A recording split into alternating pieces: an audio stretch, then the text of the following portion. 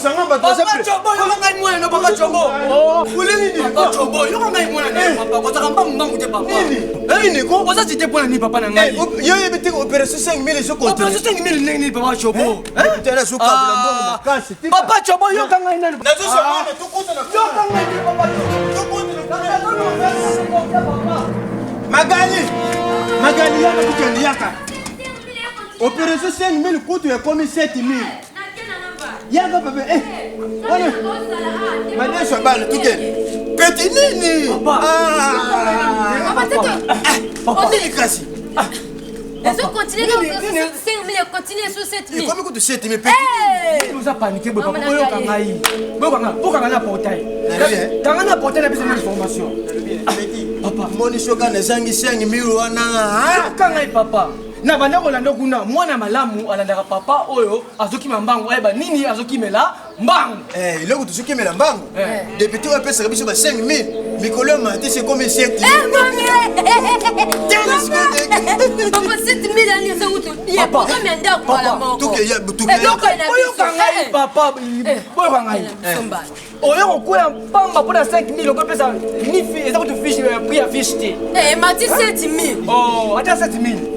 Papa, tu se trompé pourquoi? Moi, na biso ya madimba, o alingaka ba madimba bien. Maman Nicole Dimbala aza soso. O abenga Tswavata. Yeso ka lia aki afandeli maki na ye. Mendeki alia ka likolo, sima kolia apumbu ya kei. Boko mona ele. Biso pesa ba pesa 5000 to pumbu. Papa, yoka solution za moko.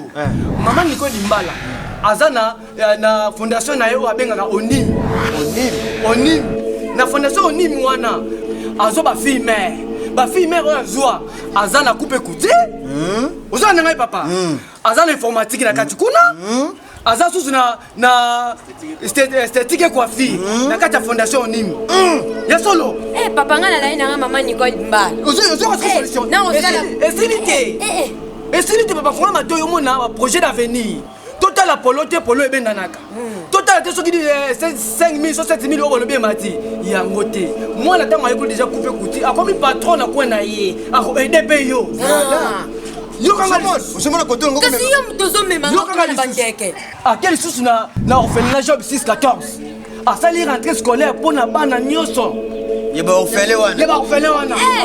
Asali bango rentrée. Et loko zangeza te. Papa tokende bikendela te tosala ba choix mabe te pona polo pona 7000 francs. Oyebi papa na ye. Nani? Oyebi papa na ye te. Zela bisa yo komba papa na ye. Maman Nicole Dimbala ndona abotami na famille bageya ya papa Timba bageya. Bageya oya simbi karai. Voilà. C'est mon ami. Ah bon? Oui. Omoni ne makambo zokende. Omoni makambo ne zokende. Oyebi mama na ye. Oyebi mama na ye te. Maman Senga Georgine. C'est que azamo vraiment na madimba. Vrai. Toke lisusu. Oya mutu yeza na kati. O lelo to salaka po balobela biso. Maman Nicole Dimbala ndona. Aza lisusu na parti politique na ye. Parti politique? Oui, aza na parti politique na ye. Parti ni Agirel. Il a qu'est-ce ni papa Agirel. Merci maman na ngai pour ma question. Eza nouvelle alliance des générations pour la République. Nouvelle alliance des générations pour la République. C'est ça bien papa. Tout le monde autorité morale. Nan. Professeur Adolphe Luman. Yewana papa. Bon président. Président Zali Eric Gwene Mobali. Voilà. Mais député Nyoso, c'est la grande Cyprien. Maman Nicole Dimbala ndona. Cyprien c'était? Non papa.